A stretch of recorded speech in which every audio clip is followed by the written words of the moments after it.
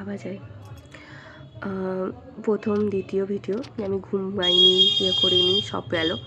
এরপর তোমাদের সঙ্গে আরেকটা জিনিস শেয়ার করছি, যেটা হচ্ছে আমার মানে 1 মাস হয়ে গেছে। তো 1 মাস হয়ে যাওয়ার পর আমি শ্বশুরবাড়িতে এতদিন ছিলাম, তো সব কিছু হয়ে যাওয়ার পরে আমি এসেছি আমার বাপের বাড়িতে, মানে বাবার কাছে, যে বাবার কাছেও আমার নাতনি থাকবে।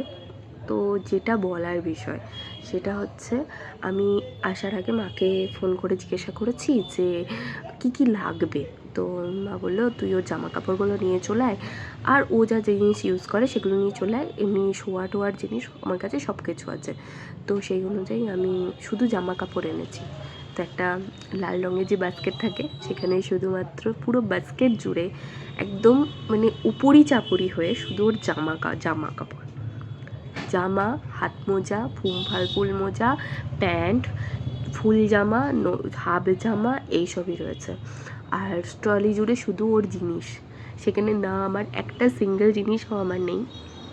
আর হচ্ছে আমি এনেছি কিসে করে, না সেই বাজার কলকাতার প্যাকেটগুলো হয় সেগুলো করে নিয়ে চলে এসেছি। আর আমার আর জোটেনি, মানে ট্রলি আর ওতে সব কিছু ও পুরো ভরে নিয়েছে, আমার আর জোটেনি। আমি বুঝতেই পারছি যে আগামীকালে আমার অবস্থা কী হতে চলেছে, মানে শুধু আমার নয়, আমার এবং আমার হাজব্যান্ড।